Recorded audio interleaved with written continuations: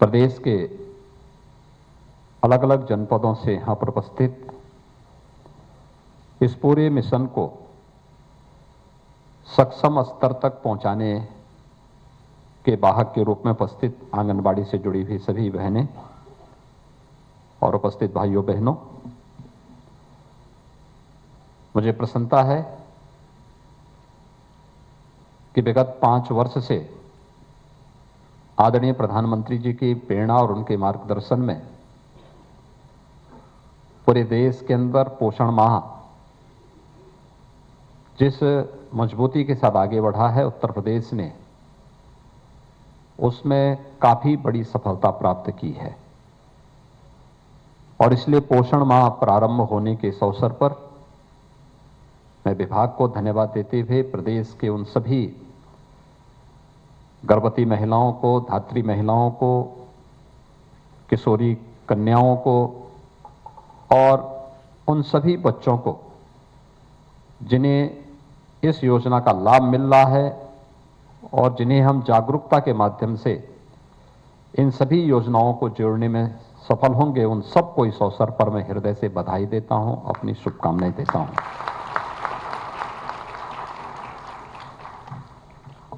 आज का ये कार्यक्रम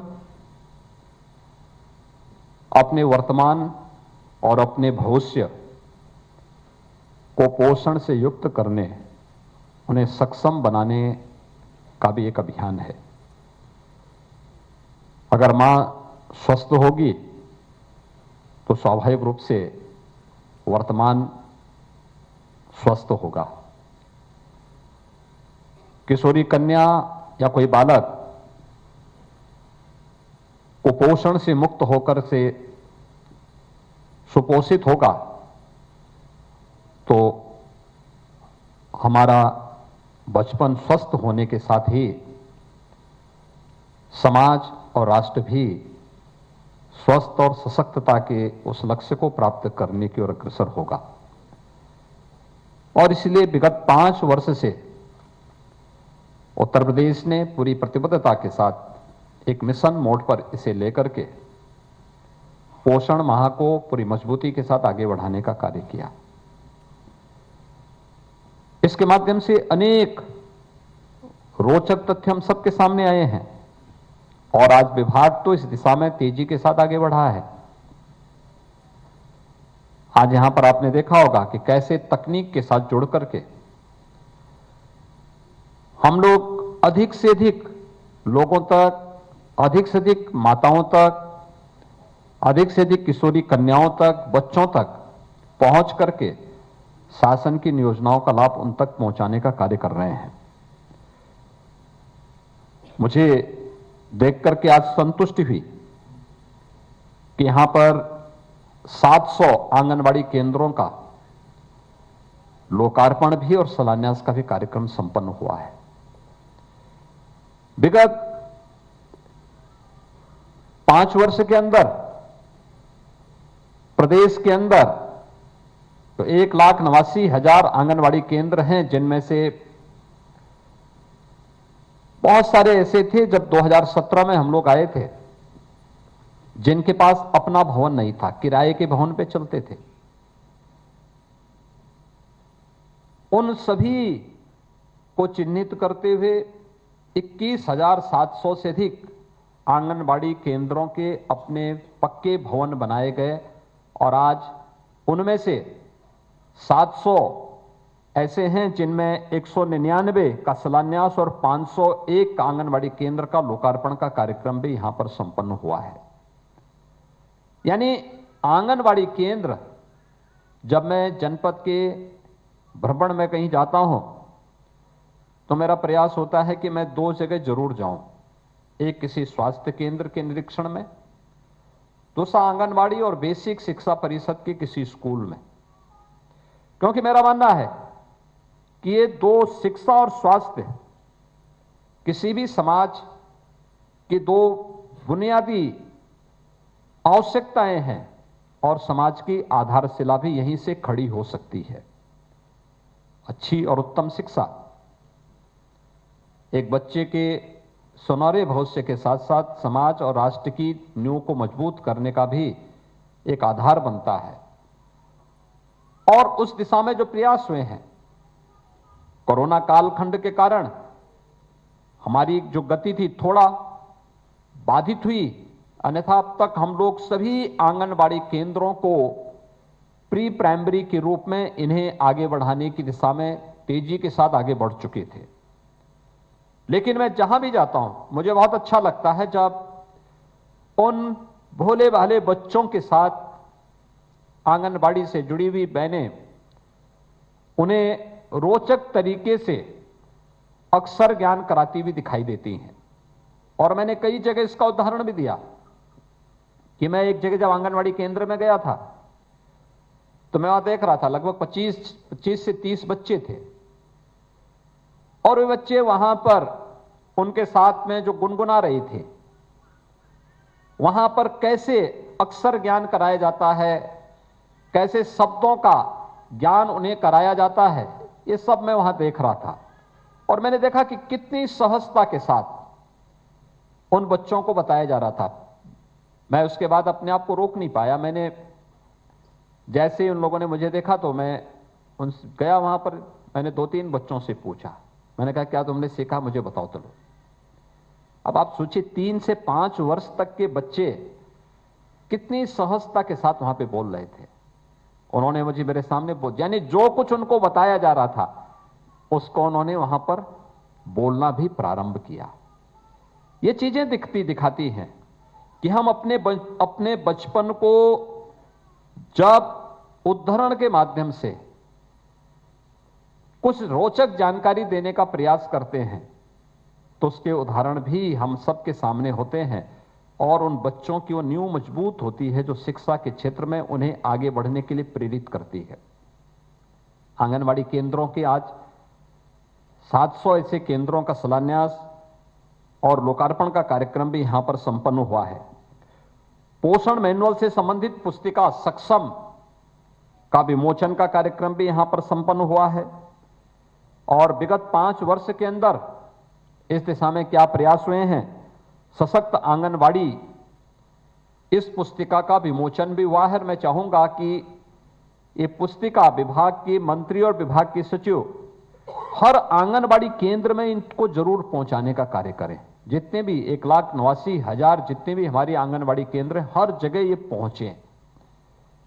इसके साथ ही तकनीक का उपयोग करते हुए आंगनबाड़ी केंद्रों के लिए उनके पर्यवेक्षण से संबंधित जो मोबाइल ऐप है सहयोग, आज उसका भी लॉन्च यहां पर किया गया है। बच्चों के लिए 3 से 5-6 वर्ष के तक के बच्चों के लिए बाल पिटारा मोबाइल ऐप का यहां पर अभी उसे भी लॉन्च किया गया है। और ऐसे ही दुलार नाम से भी एक कार्यक्रम यहां पर, उसका भी आज शुभारंभ हुआ है। यानी इतने सारे कार्यक्रम पोषण माह में हम एक साथ यहां पर आगे बढ़ा रहे हैं। परिणाम क्या है? ये हमारे लिए जब 2017 में मैं आया था, मुख्यमंत्री बना था, तो उस समय मेरे सामने सबसे बड़ी चुनौती थी कि जब नेशनल फैमिली हेल्थ सर्वे होते थे तो इस सर्वे में यूपी देश की आबादी का सबसे बड़ा राज्य है, लेकिन सर्वे में यूपी सबसे फिसड्डी राज्यों में होता था। और आज मुझे बताते हुए प्रसन्नता है, विगत 5 वर्ष के अंदर किए गए परिश्रम का परिणाम क्या है कि एनीमिया में अगर आप देखेंगे तो नेशनल एवरेज से भी उत्तर प्रदेश का अच्छा हुआ है। यानी खून की जो कमी की शिकायतें होती थीं, आज उससे उभरने में उत्तर प्रदेश सफल हुआ है और काफी तेजी के साथ हमने अपनी गति को आगे बढ़ाया है। शिशु मृत्यु दर और मातृ मृत्यु दर काफी हद तक नियंत्रित करने और नेशनल एवरेज के आसपास हम लोग पहुंच रहे हैं।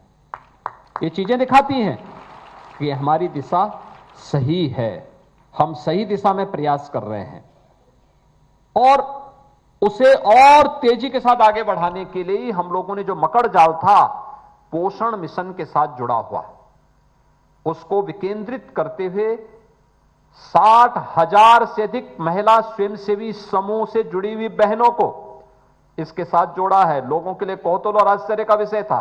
मैं तो देख के ताज्जुब करता था कि जो लोग शराब बेचते थे वे लोग पोषण का पोषाहार भी बेच रहे हैं।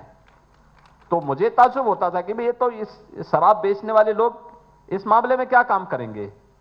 हमने कहा नहीं, ईमानदारी के साथ इस कार्य को कोई कर सकता है तो ये बहनें कर सकती हैं जो वास्तव में जिनके मन में ये भाव हो। और इसीलिए महिला स्वयंसेवी समूह 60,000 से अधिक प्रदेश भर की महिला स्वयंसेवी समूह ने इस जिम्मेदारी को अपने ऊपर लिया है और इसे हम सफलतापूर्वक आगे बढ़ाने का कार्य कर रहे हैं। आज हर जनपद में नए नए प्लांट लग रहे हैं उनसे जुड़े हुए। क्वालिटी का फूड और पोषाहार हर एक स्तर पर पहुंचाने की कार्रवाई को किया जा रहा है।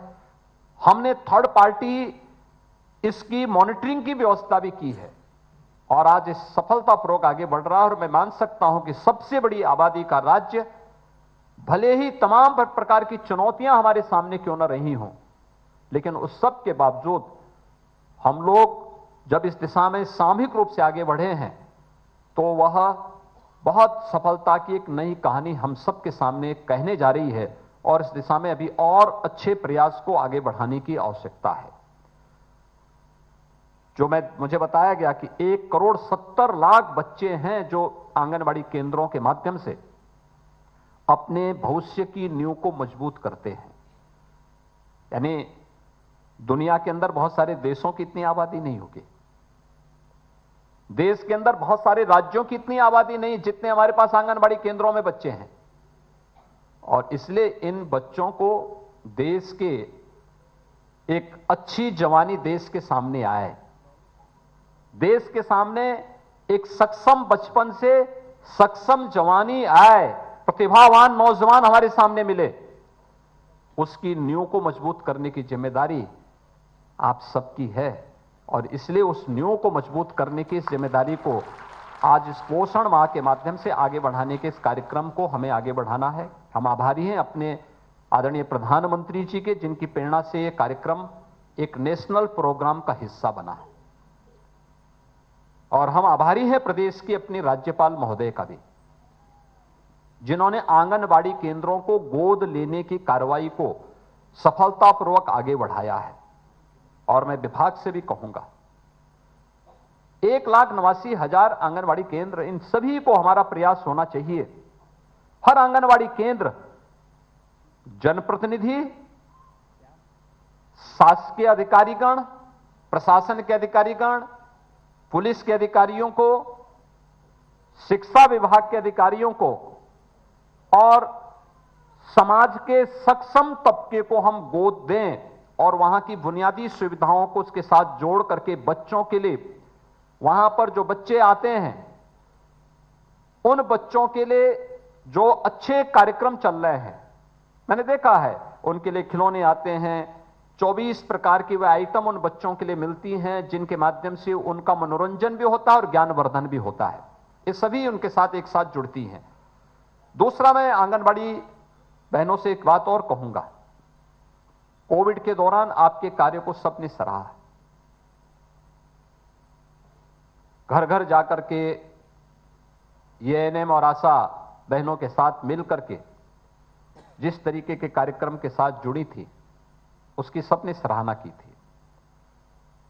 आज हमारी जिम्मेदारी बनती है कि हम इन सभी कार्यक्रमों को आगे बढ़ाने में तो अपना योगदान दें ही, साथ साथ जो भी कार्य हम कर रहे हैं उसको मोबाइल से अपलोड करने की भी आदत हमें डालनी पड़ेगी। और शासकीय स्तर पर, जनपद, ब्लॉक खंड स्तर पर, शासन के स्तर पर, जनपद स्तर पर और फिर शासन स्तर पर इसकी नियमित मॉनिटरिंग अगर होगी तो हमारे यहां जब भी डाटा में हमेशा हम कभी कभी पिछड़ते इसलिए हैं क्योंकि समय पे अपलोड ना होने के कारण, और उसके कारण कभी कभी हमारे डाटा अच्छे होने के बावजूद भी, यानी हमारे परिणाम अच्छे होने के बावजूद भी डाटा में हम पिछड़ जाते हैं।